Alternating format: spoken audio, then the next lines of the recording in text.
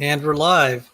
Welcome to the Evidence Reasons Academy, which is a sister channel to the Evidence Reasons for the Christian Faith video channel. This particular channel is dedicated to teaching science, basic science and math that's helpful in understanding some. Oh wait, hang on. I need to cut out all that the feedback. This channel was created to be able to teach basic science and math up to the college level, so that people can who are interested Christian faith can understand the scientific arguments for a creator. So with that jungle jargon, feel free to. I'm appointing Jungle Jargon as my co-host. Feel free to introduce yourself. Yeah, hello. I'm Jungle Jargon. Well, since you have the class, it means that I can pick up where I left off on algebra and square roots and stuff like that. That sounds fun. Well, actually, it is tedious. It's tedious. My understanding is you were an aviation mechanic, particularly working on the ground vehicles. How did you learn stuff like that? And this, by the way, relates to the topic of kind of teaching younger kids certain skills and ideas. How did you learn your trade, and how long were you in school for that? Originally, I knew that I would be a mechanic as a kid. But I actually did get training. In high school, I worked at the Army Reserve as a co-op, and then when I got out of high school and after I had some Bible school, I joined the Army and I was trained as a wheeled vehicle mechanic. It's called 63 Whiskey in the Army. And then I got out and I worked at gas stations and started working mechanics as a mechanic. And then I worked 30 years at the airline, and I just retired last year after working 30 years at the airline. Yeah. Wow. So you have time on your hands. And first off, I'd like to thank you for your service to the military. And congratulations on your retirement and a career. So this topic of how to teach creation science to kids, or creationism, I actually it's the more generally difficult question of how do you get kids to be motivated to learn? Because even when I was going through school, I was not motivated to learn. I wanted to play. I think maybe one way that we can teach kids, and I actually think this is a good way to teach adults, is to try to make learning fun and engaging. For me, and I've talked about this with some people, and they said, yes, this would be a very expensive project, but if you can produce it so that you could sell lots of copies of, let's say, computer-based training that gamify education, people will be very fascinated. And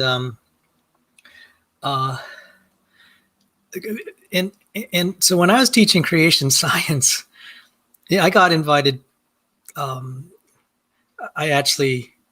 talked to some parents. I said, I'd like to learn how to teach younger children, because there's a saying Einstein said, if you can't teach your idea to an 8-year-old, your idea is no good. And so in some level, if you can actually find out how to teach an idea to a kid that's, say, 8 years old, 6, sometimes they say 6, and 6 is like really tough because that's really young. But the idea is if you can teach it to an 8-year-old some of the basics, you definitely can teach it to someone older, at least in theory. And so this was actually a good discussion that we had with on SFT show about teaching 10-year-olds, because I was like thinking, oh my goodness, I'm facing the same kind of issues trying to teach it to adults who are trained in a different discipline, trying to teach creation science, also trying to make it compelling and interesting. And it's actually pretty hard. I made a cartoon that people enjoyed. It was entertaining. I was like, that was a lot of work. It was only 5 minutes. And it took a drama team of 4 people to put it together. But we are pleased with the final product. And I would really like to do more videos like that, but that's like agony. It's so much easier to teach and be boring and be verbose, but to make it interesting, compelling, and engaging and understandable, that's really, really hard. It can be done, but there are only so many resources we could throw into the project. So let me acknowledge some of the people here. We have Brandon. This is the puzzle I've been trying to solve for years for my kids. Godzilla Freak says this is an interesting topic for sure. How do I get them more interested? I can't get them to read, so I've started reading to them and FaceTiming 2 of my juices to get them involved. The girls are still 12 to 14 years old.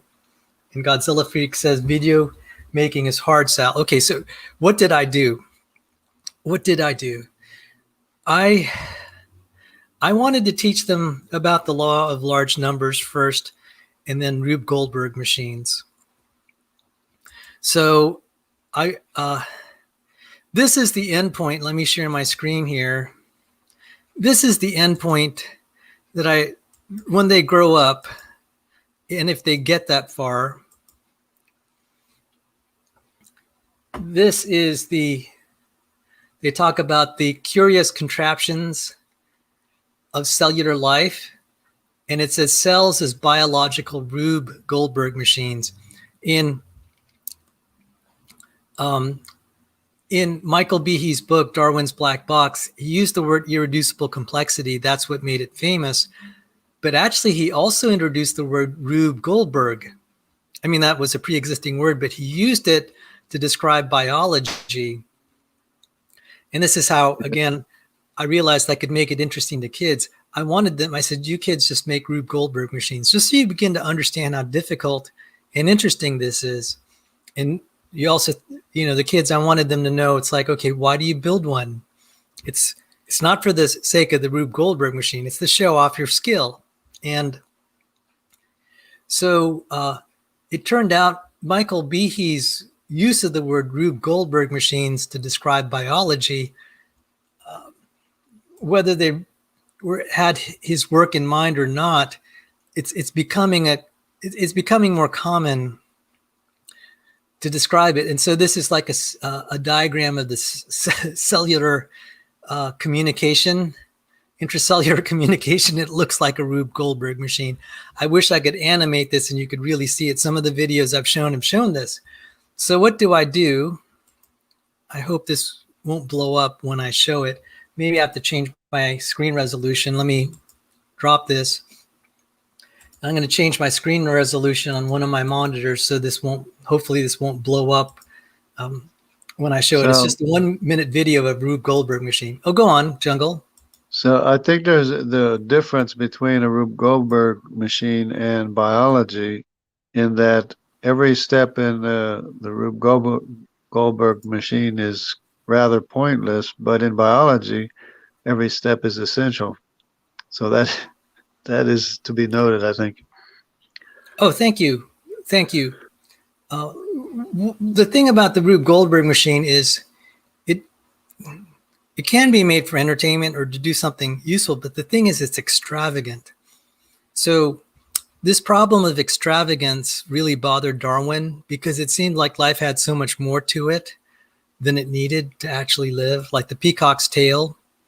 Why is it that the peacocks had this elaborate mating ritual that needed something so extravagant as a peacock's tail? And that was a problem then, and it's a problem now. It's like these things were made not to glorify the peacock, but to glorify the creator, because that's not a feature that should naturally evolve. In fact, natural selection would select against it. So Darwin came up with an additional idiotic theory called sexual selection, which fails to. Go on. Yeah, I can see that. Like you're saying, it would otherwise be pointless, but it's just to show off the ability of the creator, basically. Yes. So I'm going to just play this. And this is how I tried to get the kids interested. And I would say that anytime, especially for boys, I can't, um, it's politically incorrect to say this, but young girls and boys are wired slightly different. Um, and I just know I would expect little boys are fascinated probably a little more by Rube Goldberg machines. So let me just show this one. This opens a fortune cookie. Hang on, let me let's see. I need to open this in a Chrome tab so that you can hear the audio well. So let me try to do this. Apologies to the see if I could find it.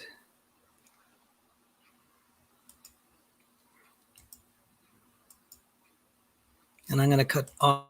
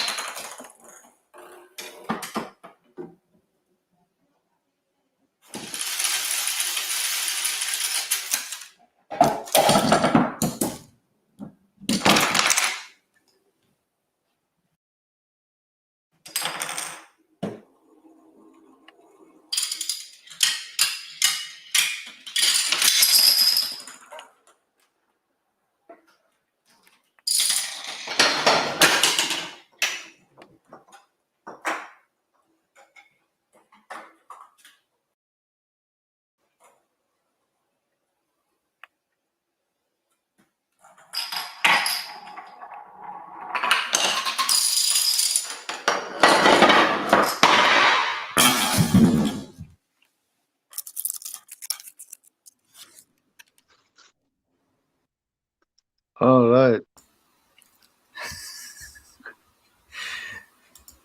So I hope you enjoyed that.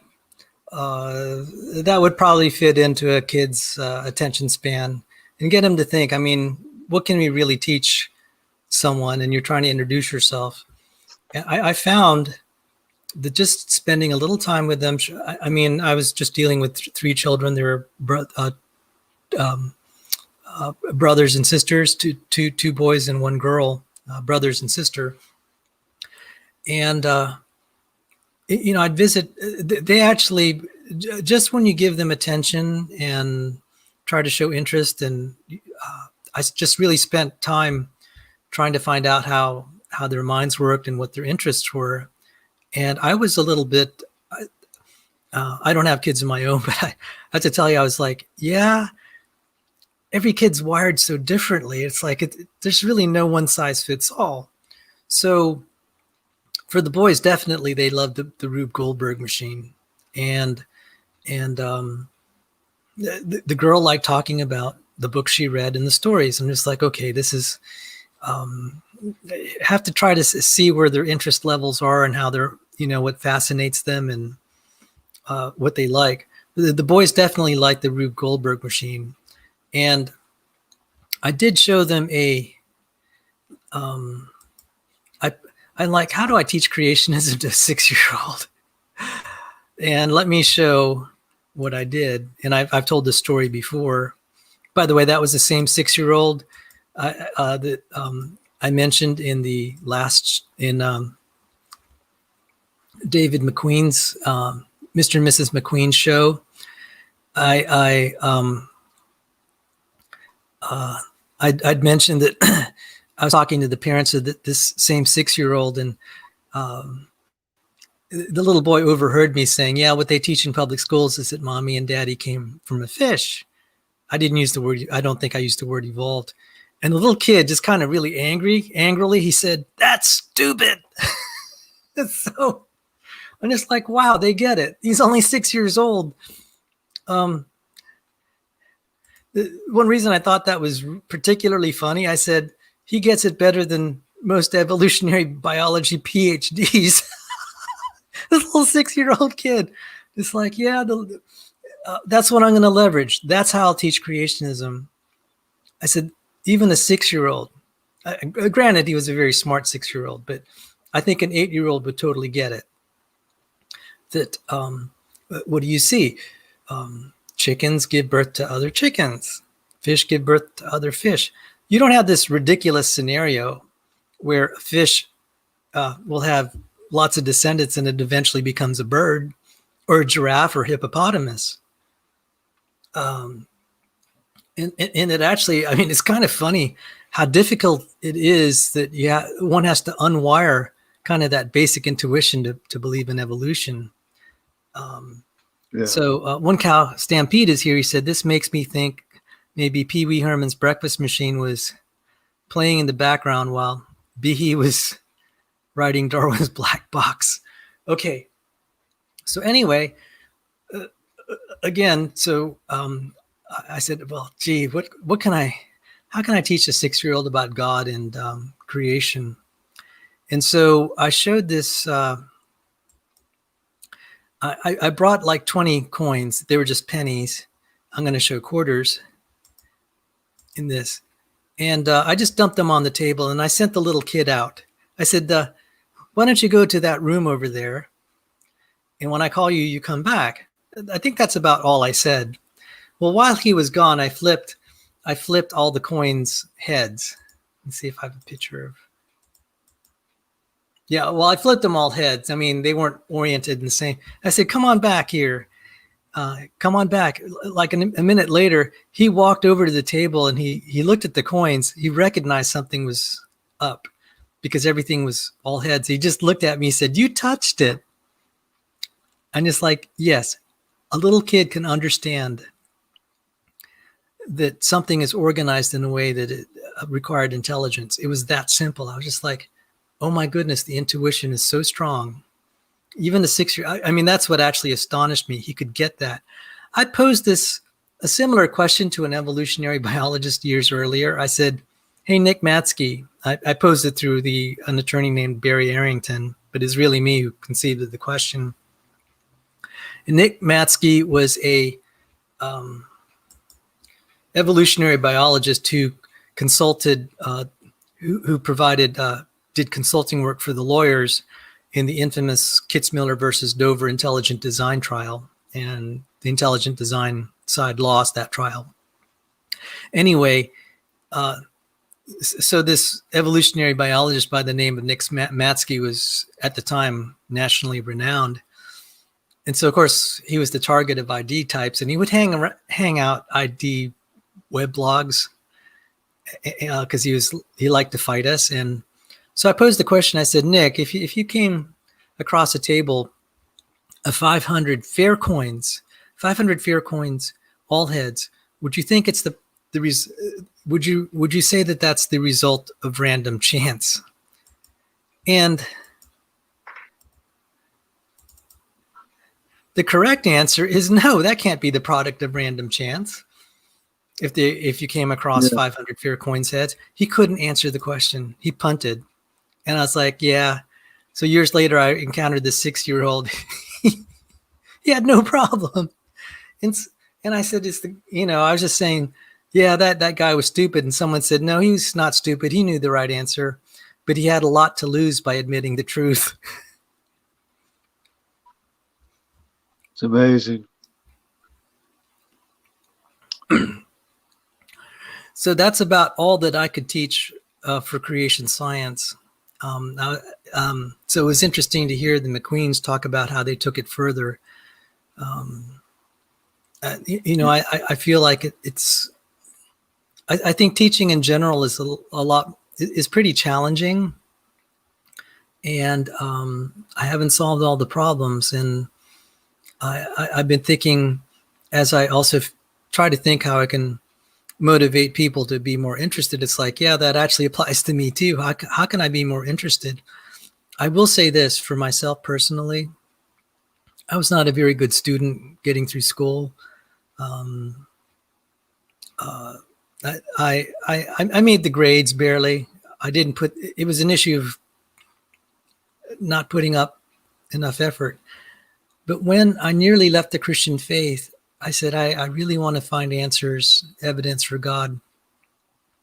And as I studied the creation evolution controversy, I became far more, now I had a reason to actually study science because this could bring me closer to God. And I became a very good student because of the creation evolution controversy. So you had a motivation then. Yes, yes. That And that was so, my problem. That was exactly my problem too. yeah. And, it's like, how do you explain that to a kid? Well, maybe you can't. You just do your best. But there may come a time in their life that they're facing a personal crisis. It's like, well, why do I get up in the morning? What's my reason for living? What's my reason for doing anything? And just the desire to try to make sense of the world, I said, okay, God's gift to science might be the key to at least give me part of the answer. And I became extremely motivated at that point. I said, that helped me suffer through the tedium and the boredom and just the laboriousness, the arduousness of studies. I said, well, yeah, this isn't fun, but if it brings me closer to God, I will do this. And I was just like, oh my goodness, it really does take an act of God sometimes, or maybe all the time, to really put the fire in one's heart to do certain things. So Argatha here said, oh, I can do this. Why don't I just...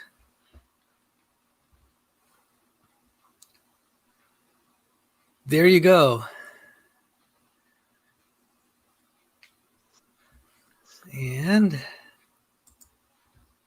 when they missed on the D20 or either quarter, they started over. Didn't take them long to conclude the game was impossible to win. Oh my goodness, yes. Yes. Some of these people on the net, they just think it's so easy. It's like, we'll have enough trials and this will work. But I say you get up to about 500 coins, or in this case, you could do it with like dice, which is even more powerful. We usually only have 6-sided dice because that's how they manufacture most of them. You just do that with 100 just to get people a sense. And you could say, okay, you won't have enough trials in the life of the entire universe and using maybe all the molecules as your resources. Think about that. Because I think one thing I've found that some of these people that are popularizing this stuff, and like the evolutionary biologists who are trying to defend abiogenesis, which really isn't their field, they don't seem to have a sense of numbers. They don't have a feel for it in terms of the math. I'm just like, guys, intuitively you should know this. I guess it's because I played in casinos. It's like you eat, sleep, and breathe the law of large numbers. You really have a sense of what is unreasonable to expect. And anyway, so no, Brandon says I'm going to use it. I need to get a die. And I'm really glad we're having this conversation, because this is the way I'm trying to frame the problem of intelligent design in simple terms. If I could frame it to an 8-year-old, we can frame it to older people, especially even those who are scientifically savvy. So just for reference sake, and I should try to do a show on this. I have in various forms, but this phenomenon here, I've heard some guys just try to say, "Oh, this isn't any more improbable than anything else." I'm just like, no, you don't get it. This arrangement of coins has what we call a macro state, a macro property of being all heads. That's a very special. It's very easy to get 50% heads, 50% tails, or relatively speaking about that proportion. It's extremely hard to get 100% heads. So they'll use all these clever and misleading arguments. And I've even seen it in some statistics stuff. I'm just like, guys, this is not good. But the reason this is known to be not the result of random chance, or very, very unlikely, is what they call this is a violation of the law of large numbers. So that's like a really basic lesson. We can frame a lot of abiogenesis arguments in terms of violations of the law of large numbers. Jungle, go ahead. Yeah, you need to hit that not just once. You need to hit that, even hundreds or millions of times, that same order. Or, maybe not that order, but a significant order that has function. So let's see, 1, 2, 3, 4, 5, 6, 7, 8, 9. I think that's 11 times 4. That's 44. So the odds of this happening is 1 out of 2 to the 44th power. This is remote. I mean, that's a pretty substantial number. That would take a lot of attempts to get them all heads. So I think you might be covering it up though, too, or not. And there are other ways we could organize this. Like you see, I have all the heads pointing up, and then in the middle, I have them pointing to the sides. So there are other subtle organizational things we could do that are also violations of the law of large numbers. But how does this relate to biology? It is the issue of the homochirality of amino acids, which may have some things to help it out, but not very good. But where it is really hard is in the homochirality of the nucleotide components, the nucleotides, and also how they link together. This is a very powerful argument. So we don't even need to argue for the origin of life. It's like, how did those molecules emerge, period? Because everything we know about chemistry is a violation of the law of large numbers. The formation of DNA that can be read by a molecular machine, meaning it has to be a nice, kind of like a railway. It's really the double helix, but I call it like a railway. For that to form, it'd be a major violation of the law of large numbers. And that should be a big enough hint. So that's how I would start with the kids. I think, for intelligent design and then creation science, I never got to the point of teaching them about Noah's flood, because even the 9-year-old, when I was sharing that, he was rather disturbed at the idea of all these creatures being killed. He would just put his head down, and I'd ask his parents. Yeah, the parents were in the room because I wanted them to give me feedback, because I said, I don't know, what kids kind of scare me anyway.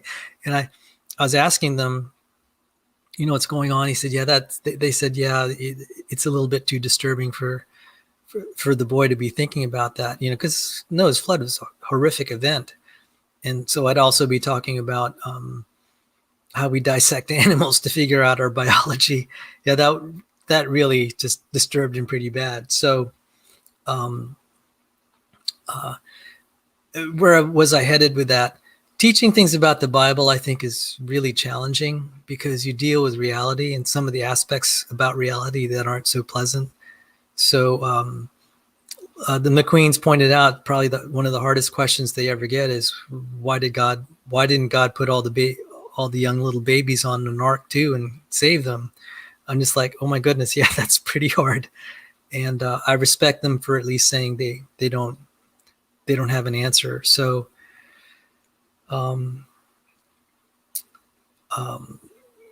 so I would actually that was educational for me to see how they would handle that. Because I think teaching stuff about the Bible to young kids, I think, is challenging. Now, one principle that I got, go on, Jungle. I have an idea, yeah, that even if God did save the babies, it wouldn't solve anything.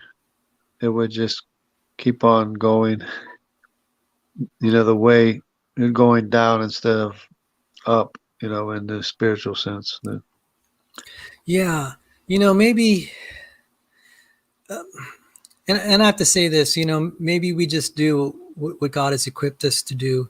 So maybe I'm gonna have to trust God to provide teachers who can deal with those topics. I can focus on trying to make maybe videos or booklets to teach homeschool parents and Sunday school teachers. Just some of these are a little bit more safer topics. The way Yeah, what I was trying to show with the Rube Goldberg machine and the coins, and I because would hope. that was a Skylar Fiction's argument too. Is why did God kill all the babies? And the Mm, reality is that the babies grow up to be evil people. But that's another thing, I guess. whoa, good answer. Good answer. I mean, that's pretty sobering, but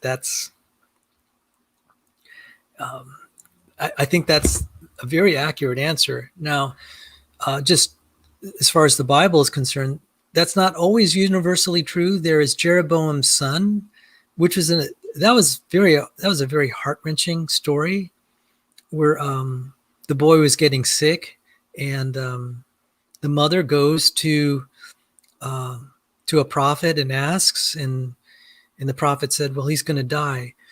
But God says, I found something pleasing in this boy. He will not see all the judgment that I'm about to pour. He will go to his grave in peace. And that was very touching, in a sense that was actually God's mercy in the case of the little boy, to take him home early before all the bad stuff came down. Yeah, And so that's that's another thing too. That's another point. Yeah, yeah, that's one of my favorite stories because, we sometimes think, why would God take a child home so early? And I was like, we don't know. Sometimes God tells us that was one case where God took a child home because he is actually pleased with him. Of course, there are other stories that are not so nice, like when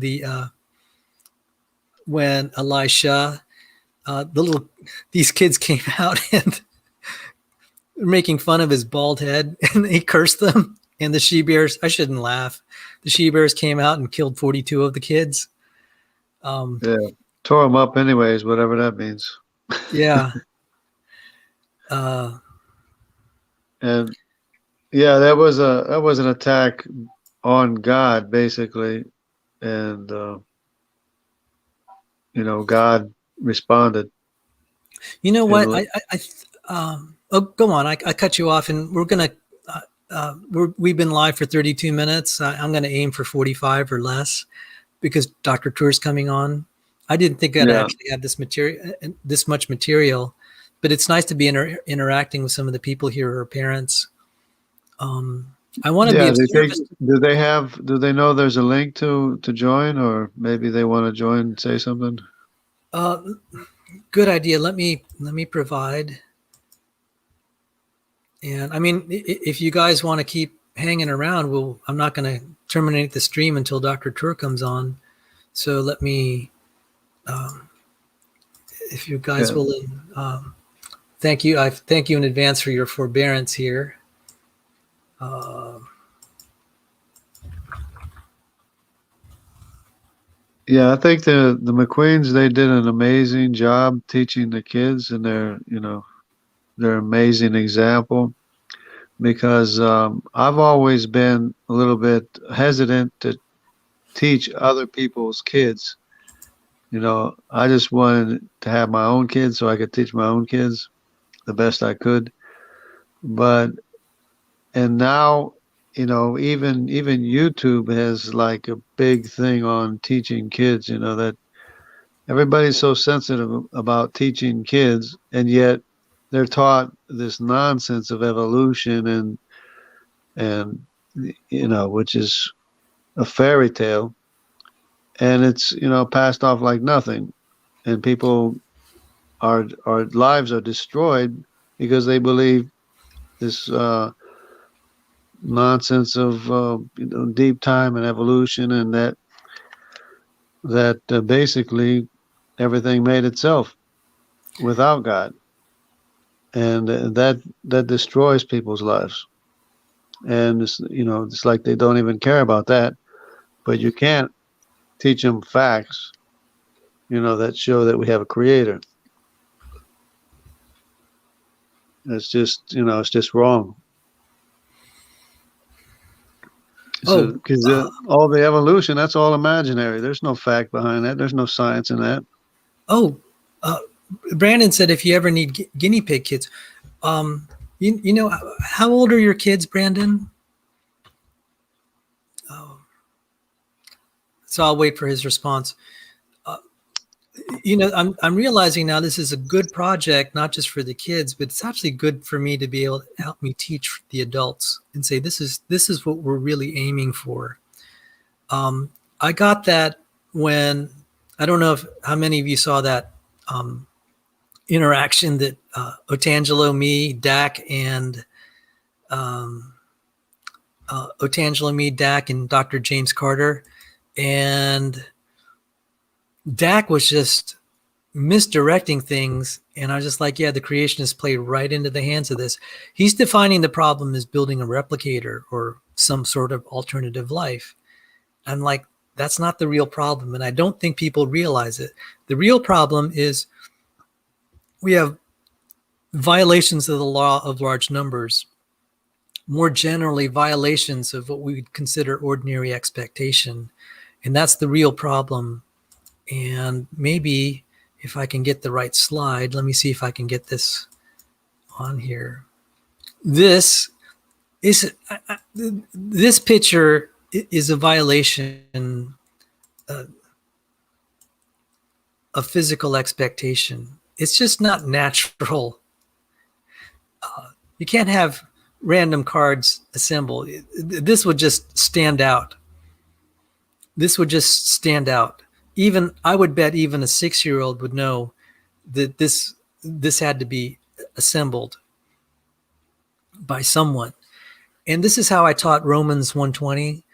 It says we know about God by the things that were made.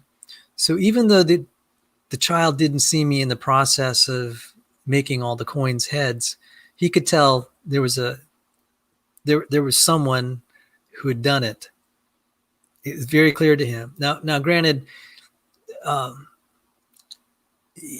he'll find that very believable that someone did it because he could do something like that himself, and I grant that. It's a little, it is different because they don't see God with their own eyes doing something similar. I mean, if they'd seen that God be able to create once, it'd be far easier to believe that um, Well, he well, could do it. that's the thing, because we do see creation every time a child is born. We see creation right in front of our eyes from a pre-existing, written, living set of instructions, and you have to explain where that came from. I mean, Yeah. that's creation right in front of us. So, but it's still the principle. They can detect intelligent design without seeing the designer. And some people say, well, I need to see God. And I try to just cut to the chase. I said, what would it take for you to believe intelligent design? Would you have to see a miracle with your own eyes? And they say, yes. And I'm like, okay, thanks for your candor. Of course, there are some who are just like diehard atheists. They'll say, well, even if I had the evidence, they'd rather go to hell. I'm just like, okay, thank you. And actually, I don't know if you were on that after show where David Neff came in and he said, I would put myself in that category. I'd rather go to hell than serve the Christian God, even if all the evidence pointed to him. Yeah, that's because they think God is evil. I'm just like, okay, well, I thanked him for his candor, and that's just not, They believe God is evil when God is all about being good and doing right. Yeah. And it's only after a long time of people doing evil that he just, puts an end to it. So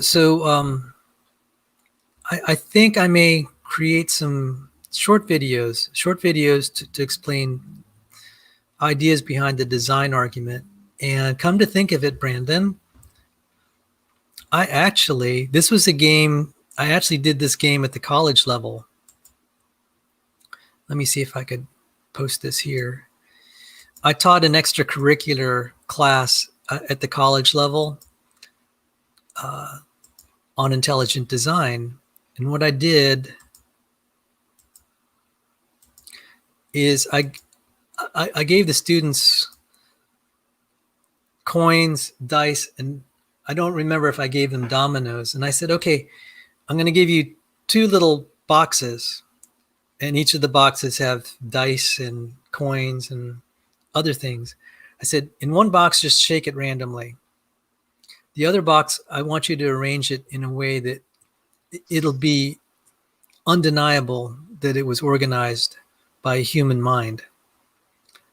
And so I and my assistant would walk out of the room, would give them a few minutes, and we'd walk back and we'd inspect all the boxes. So we had these students that had quote unquote lab partners, and they were, building this. And so they'd present their boxes, open them, and I and my assistant would have to say, okay, this is the one that you all organized. We never got it wrong. I know that may seem like a trivial exercise. And I realized one of the things that they subtly employed was using the law of large numbers. And there's ways you could frame it. And I realized biology can be framed that way too at the molecular level. But then there are more subtle things that are not quite so easy to frame in the law of large numbers, but you could still say that these are very non-equilibrium. These are states of the cards that are pretty fragile. It's more natural if we took random cards, that they would lay out like this. It's very unnatural that they would be like that. And I would say this may seem like it's trivially obvious, but to demonstrate it rigorously mathematically would be challenging.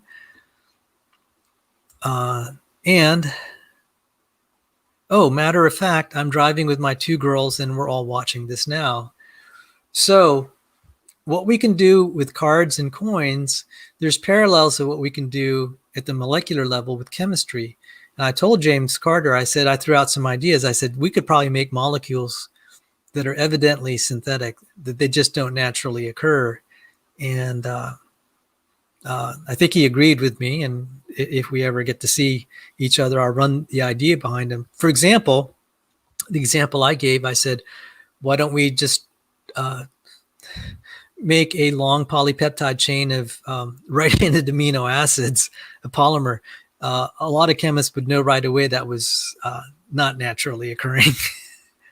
And we could do other things. We could change the chirality of the nucleotides in some way and link them up. There are any number of ways we could make a chemical that's obviously intelligently designed, just like we could do with these cards. So why is it that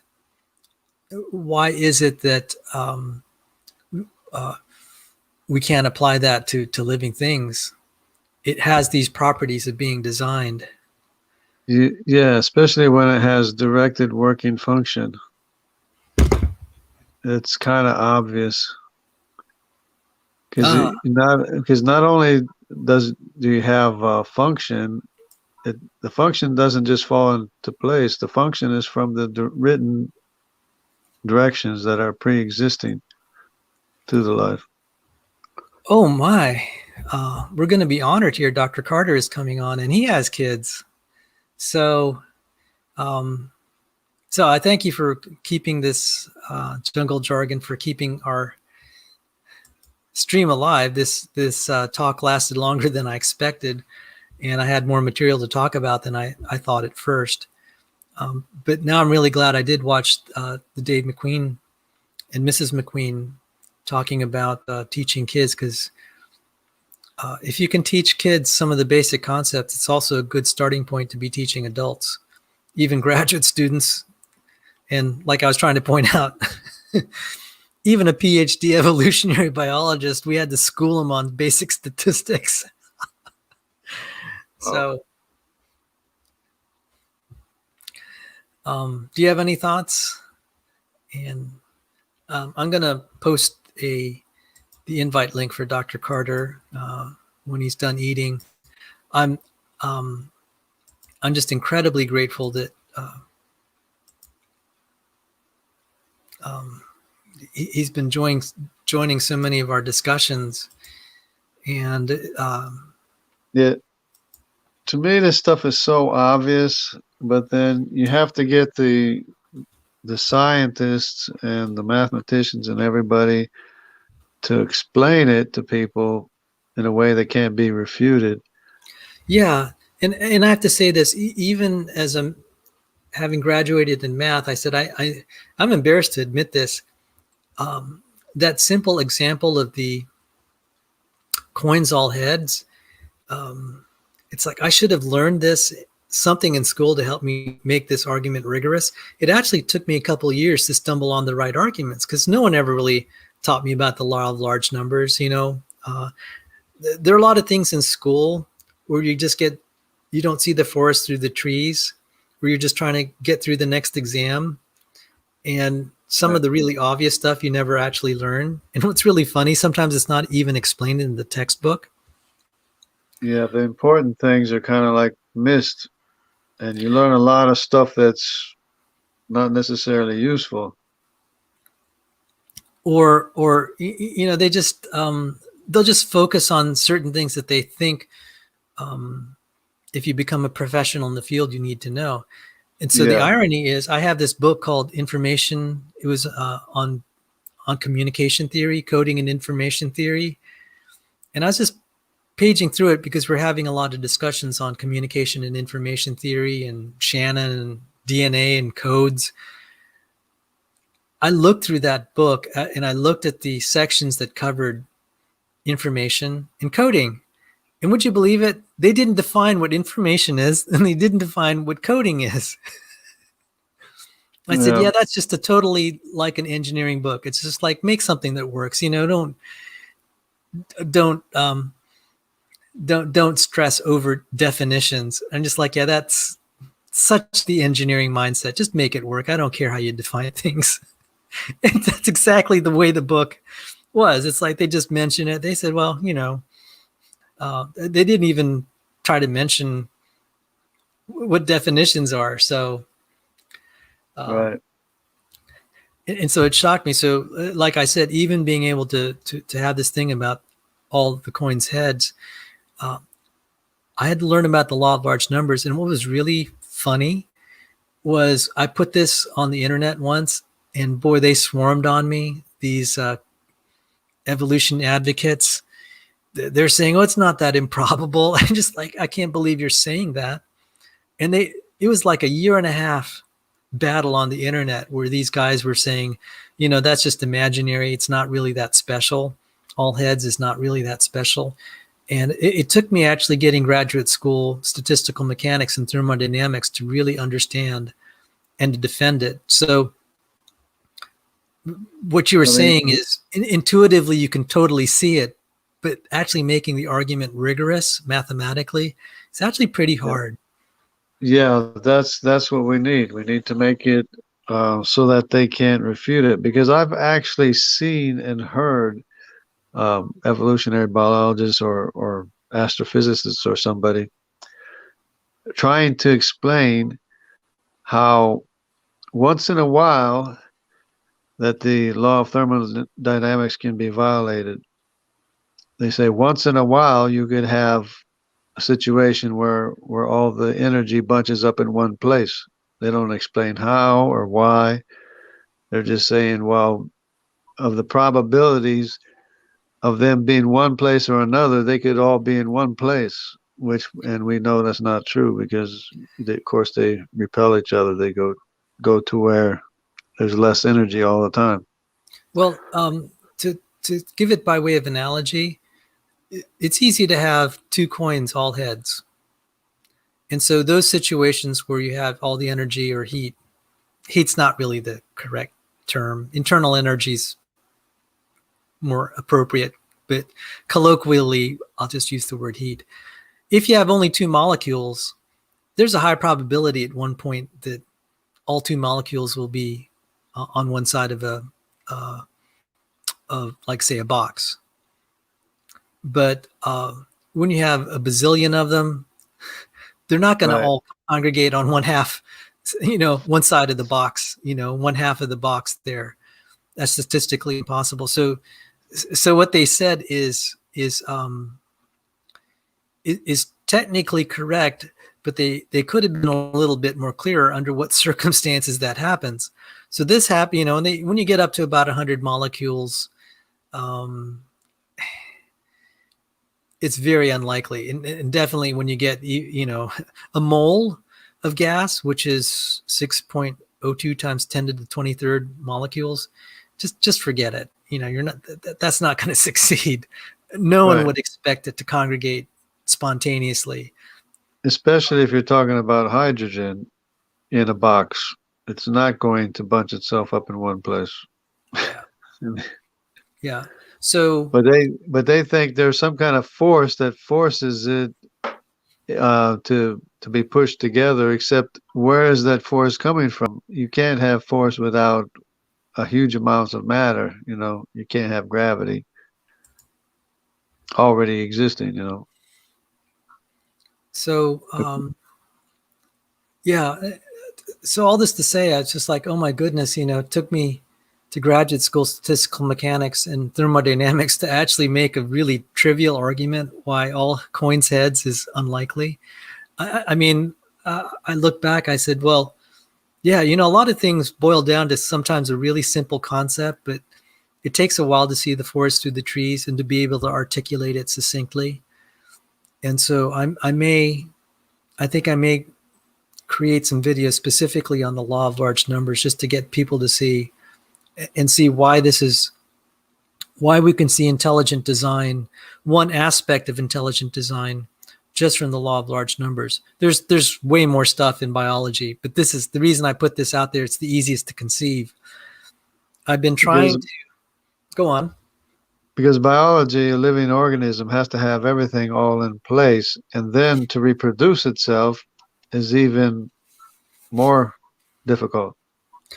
And I think what I would say is the question isn't even whether it's needed to replicate. Why is it there in the first place? Just like in the example of the cards, let me just so I can give a visual. I love visuals. We don't even need to frame this in terms of life or anything. Why is it there? For it to send Right. its chromosomes over to another living organism to unite with the chromosomes of another organism and to match and to be compatible. I mean, come on. Godzilla Freak says the law of large numbers is great. I especially need to learn it for the story I'm writing. It's not that hard. It's one of the actually easier theorems of mathematics that can be comprehended at the intuitive level. But here's Dr. Carter. I can't believe you've dropped into so many of our after shows. I'm very flattered that you would join us. And I'm addicted to this. It's just great to hang out with you guys, like-minded people. Well, I know we don't have much time because Dr. Tour's coming on board. 45 I wanted minutes, to I think. say you probably, if you heard me talking about the law of large numbers and coins, this whole thing about the homochirality in nucleotides is very compelling. Now, the reason I focus on that more is there have been a lot of papers that claim they've solved the homochirality problem in amino acids, and I just really don't know what to make of it. So if you have any thoughts on that or anything else that's on your heart, sir, we're honored. Yeah, I don't know. I haven't seen any where they claim where they get 100% homochirality, but even if you could enrich the L amino acids or the D sugars, you got to keep in mind that the time problem. If there was a mechanism for creating them, and then they got incorporated into a chain, when they're in that chain over time, they're going to start the process of racemization. So even if you did start off with all L amino acids and formed a random polypeptide over time, those are going to switch back to a D. Or if you made a complex carbohydrate where the sugars were linked up, some of those D sugars will turn back into the L sugars. So I've been thinking a lot about this law of large numbers and how to help people conceptualize that and why that's such a big problem for abiogenesis. And some things we have to keep in mind are that there are, we don't know the exact numbers of possible sequences that can form functional proteins. Sorry, my daughter just came in. So for instance, there's what, 24,000 or so proteins in human cells, but because we can rearrange the exons and you get some different varieties of proteins, I think there might be like 100,000 different possible variants of proteins in humans. And then you take, all the different species on Earth, and yeah, a lot of their proteins overlap. We have the same type of ATP synthase apparatus as any other cell. Oh, that's a cool one. I love these Rube Goldberg. So we've had a lot of things. people just saying, how can we teach our kids? I said, just start out with something fun. Because more and more biologists are adopting the claim that biology is a Rube Goldberg machine. I said, you can teach the concept. Let the kids see this. Right. And like it was a Jungle Jargon that said, all these other parts are also useful. It's not just extraneous, but there's also a certain amount of gratuitous beauty and engineering that goes into these too, that are in the proteins in our cells. Like there's multiple functions for some of the proteins, like kinases can have several targets, or the master regulators, like the HOX genes. And so it's not that these are just a whole bunch of parts that are sitting around with one job in mind. They also have to be regulated. Like, once you start this reaction that you're seeing here, sometimes it doesn't always work. You're only seeing the successful video, but I'm sure they had to try this several times and like, oh, we didn't arrange the dominoes quite right. And that's what happens in a diseased person or an organism that has a mutation in just one of those intermediates, and then everything kind of backs up at that point. It's like, okay, everything keeps going great, and then it stops when it reaches this point in the metabolic pathway because of this pesky mutation. And sometimes there's ways around that, and sometimes there isn't. If it's serious enough, well, then the organism never makes it, out of the womb, or the cell stops dividing. And so it's amazing that we are alive, and all the animals that are alive on Earth have made it this far, despite all of the little tinkerings and mutations and stuff that's gone on. Like you take that video you just showed, and you imagine like that same setup working for hundreds or thousands of years, and it's like after a while the dominoes start to wear out, and the parts are kind of not what they used to be, and maybe only 1 out of 10 times does it make it all the way through to the end. So there's this degradation, but the system is so beautifully set up that it's amazing that it keeps running as long as it has, for thousands of years, and that we're still here. We haven't gone extinct yet, which isn't the case for all organisms. They reach error catastrophe, and they just can no longer reproduce and function. So I showed a picture. This is what I call an example of God-made Rube Goldberg machines. And then for teachers of biochemistry, I sometimes, they would appreciate this if I ever showed them a metabolism diagram.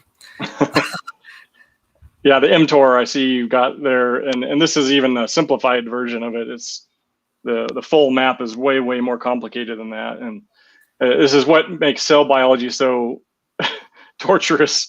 Is all these acronyms you have to remember, like, okay, which kinase is this again? And sometimes different scientists kind of co-discover parts of the pathway, but they gave the parts different names, and so you have to learn like the two different ways of describing it. Oh yeah, I have this poster.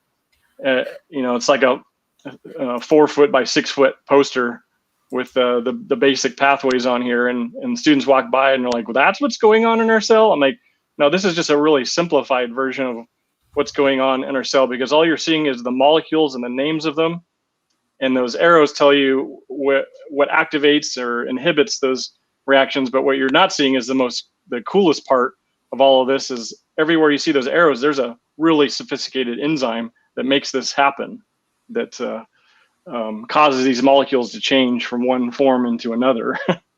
Thanks for bringing this very simplified diagram of biochemistry here. Yes, this is. I'm glad we're having this discussion, because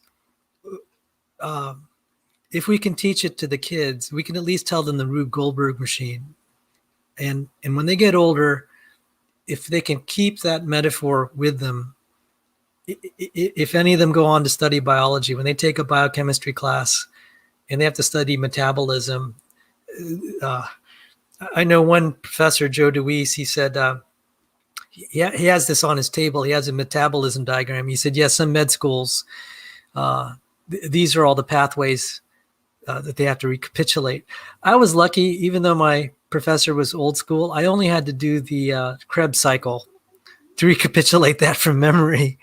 But that took me 15 hours of redrawing pieces of this diagram. And I would have to make all the parts and have all the arrows. And one biochemistry professor said, yeah, you could, you basically, if you memorize that diagram, you can, that's part of your examination to enter medical school. And so you said simplified diagram. Right. I have taught biochemistry to dietetic students, and I have them, as part of one of their labs, create a poster. And we don't cover all of these pathways, but we do have them go through the 3 major macronutrients: carbohydrates, fats, and proteins, and how they're digested and then absorbed, and then how they are interconverted into acetyl groups, which can then be so I have them go through glycolysis and then beta oxidation, how the fatty acids break down, how amino acids can be used as fuel and are deaminated in the urea cycle. And then you end up with kind of a universal molecule, a 2-carbon molecule of an acetyl group or acetyl group attached to coenzyme A. And then that goes into the mitochondria, where you can, where the enzymes of the citric acid cycle are. And I have them go through the sketches and what are some of the activators and inhibitors, and where's all the energy going and coming from, and how it's turned into ATP, and then finally the electron transport chain. And they do a really good job. They're quite artistic. They make these beautiful posters, but at first it's like overwhelming to them. And then when they see just how it's all interconnected and how it's all regulated, they just get this aha moment where, like, man, this is just absolutely brilliant. Like, and there's so many things that can go wrong. It's very carefully engineered to make sure that it's efficient. And just the citric acid cycle alone, there's 8 different steps to it. And people just see that cycle and they think, okay, it just keeps going in a loop. And like, no, there's things constantly coming in and going out of that cycle. Like if you're low on an amino acid because you ate a certain food and it's kind of low on a particular amino acid, well, you can at least for some of those amino acids, for about 12 of the 20, you can create those on your own. And so you get those parts from the citric acid cycle. And then if you're in need of it, you can say, all right, let me break down this protein over here and feed the citric acid cycle because I'm running low on this, and that'll keep it running smoothly. Was my daughter calling me? No, I heard something. Might be someone else. But yeah, it's just, you're constantly having to go in and focus, hyper focus on these little details, and then you get kind of lost of where all of this is, and then you have to step back again and take a broad view of everything that's going on to try to put it all together, to let your mind just absorb all of it. And then you go and graduate and you forget it all. You have to go back and learn it again in another class. And yes, I've totally forgotten the citric acid cycle. The only enzyme I still remember is some dehydrogenase, isocitrate dehydrogenase, just because it was just such a fancy term. And that's, I just like, boy, I may be a fast learner, but I'm a fast forgetter too. But I mean, it really doesn't surprise me that like Cygart and so many biochemists there and chemists, that's where a lot of the ID community has gotten sympathy. It's just like, well, it doesn't surprise me because they see these things, and it's like that, and it works so well. One thing I wanted to point out is I said, if life were that simple, we would have cured diseases, all diseases by now. We would have figured it out and re-engineered it by now if it were that simple, and it's not. And the technology represented here is just mind-boggling. It humbles all the best of. We would not be able to build this from scratch, even if we were given the blueprints. One of the things that I think made pharmacists of the pharmaceutical industry and medicine optimistic in the early days is, most medications were derived from natural products, like plant products, and they thought, well, if this is the part that's broken or missing, and we supply it, everything will be fine. And then we realized that like pretty much any drug or molecule that we try to make to fix a problem comes with side effects, because as you see, you're not just fixing one component isolated. Everything you do has downstream effects. It can change the regulation of genes. I mean, if you just take one molecule, one type of molecule, a medication, and you look at the number of genes that get turned on and turned off by that one action, by suddenly changing the balance of everything in your body, you might see 50 or 100 or 500 different genes get turned on and turned off just by that one little change. And of course, we all differ in just how much we turn on and turn off those genes. So for one person, the side effects may be very mild or unnoticeable. Another person, it could be to the point where it's worse than the disease that they're taking the medication for. It's like, wait a minute, don't we all have the same parts and the same genes and, the same designer? And why is it that everyone responds so differently to, say, a COVID vaccine or a medication? And why do people get by scot-free without any side effects and others are suffering tremendously? And it has to do with the regulation of all these genes, the stuff we're still trying to figure out, all that part of the genome that is not coding for protein, but is regulating the translation of those proteins. I'm probably gonna have to end the stream soon, just for time constraints. And maybe it's always good to end when we still want to hang out together. Yeah.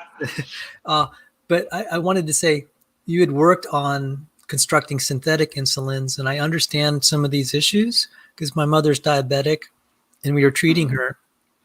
And I knew enough at the time when I was looking up the details of each of the various synthetic insulins. They said, oh yeah, we modified this residue here, and it's just one residue to change the properties. And one of the insulins, she was on 70/30 Novolog, and the doctor said, well, let's try this Levemir and some of these other things. And they said, oh, it's just, and I looked up and I said, what's the difference? And one of them had just one amino acid changed. She had very adverse reactions to it. And I told the doctor, she said, yeah, maybe I've had 200 patients on this. She's the first one. I'm just like, okay. But she clearly had an adverse reaction.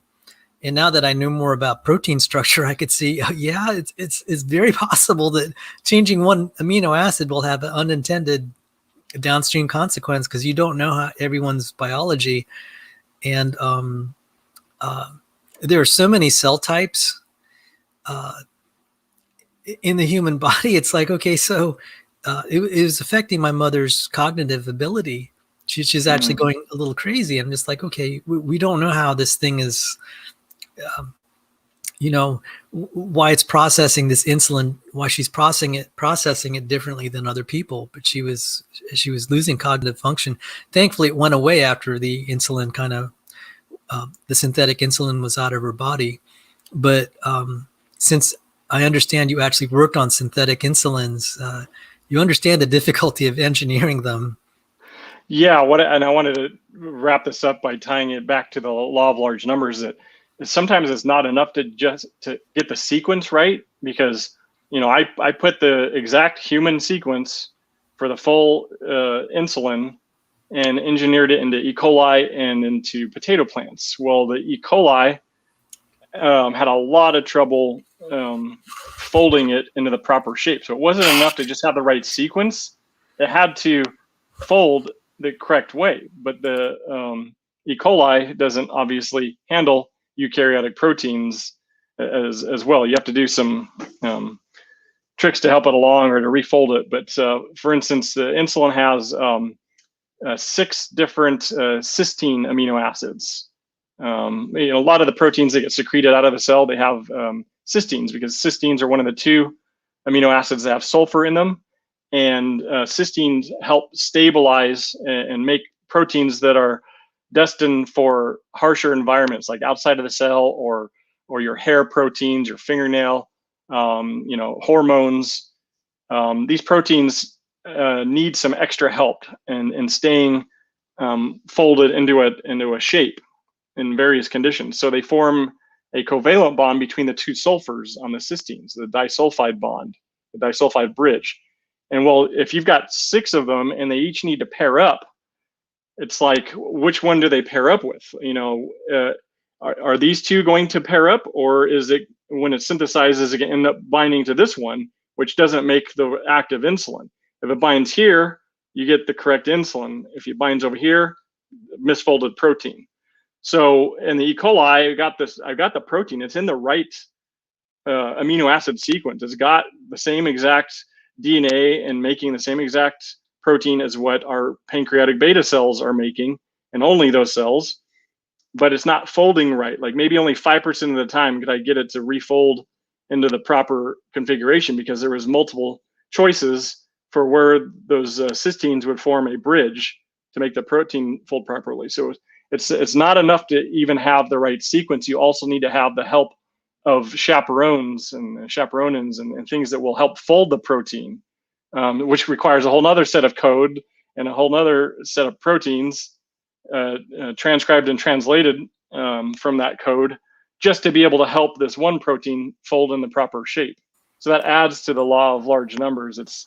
And of course, usually when we think about getting the right sequence, sure, there's millions of different protein possibilities that have a function.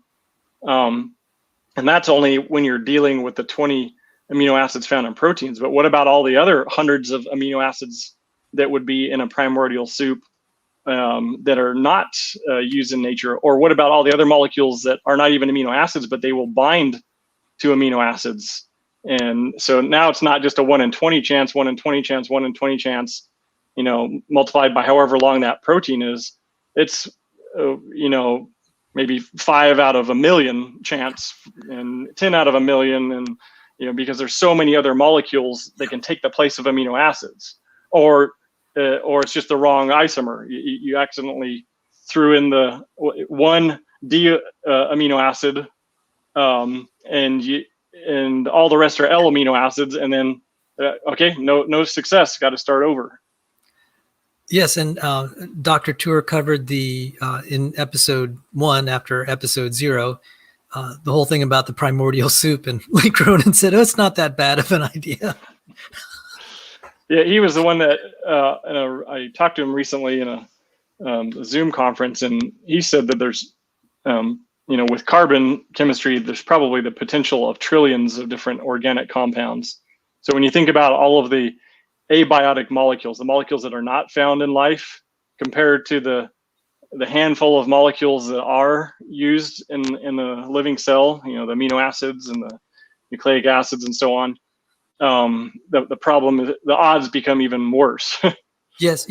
The purification issue, I mean, not that I like using the term, but this whole thing in basic chemistry that they call mixing entropy, that's very difficult to reverse. So when you mix stuff, it's easy to mix stuff. It's really hard to unmix stuff and get stuff purified. I mean, I threw a fancy term, mixing entropy, but I mean, intuitively, we know how difficult that is. And I think people are they don't have enough respect for the problem of the problem of filtration and purification. And that's also, by the way, that is a subtle way of a violation of the law of large numbers.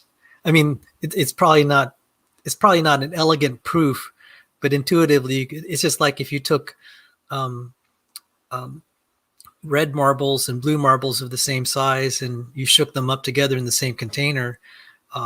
Law of large numbers will tell you you're not going to get them all on grouping, like on one side all red, one side on blue. I mean, and that plays out at the chemical level too.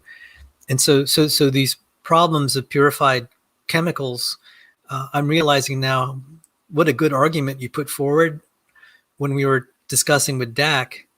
I said, it's not just the problem of making a replicator, it's the way it's constructed. Even something as simple as purification is, Right. It's not trivial. So, Dr. Carter, until we meet again, because Dr. Tour's coming on and I need to look after my mother here for a few minutes. Yep, 15 minutes. I'm incredibly honored you would join us here. Oh, yeah. Thanks I look forward to talking about the disulfide bridges. Mm-hmm. Because I mentioned it to you because I know you know about protein folding. Might be we need to have some diagrams of it to help yes. people that are not able to visualize what's going on here.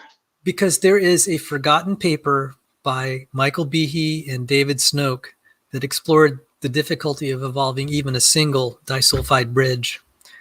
And that goes into these waiting time problems. It's like, okay, let's just even assume universal common ancestry.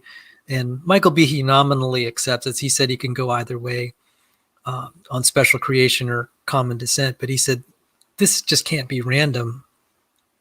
There's no way that this thing could evolve by random steps, a disulfide bridge, because you have to have the cysteines line up. And it's like, yeah, this is going to be really problematic to evolve something like insulin, not to mention all the chaperones that have to get, the problem just explodes. So and I like the bond has to be these forgotten papers. Right. It has to be oxidized too.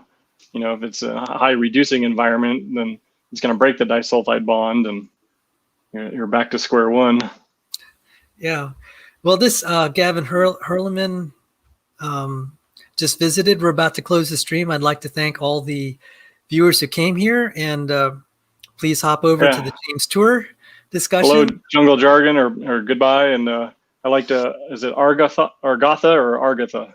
Argatha. He had a good, Argatha, yeah, he had a good example with a 20-sided die to represent the chances of getting even the biological or proteinaceous amino acids to be in the right sequence to make a functional protein. There's Standing for Truth. Hello.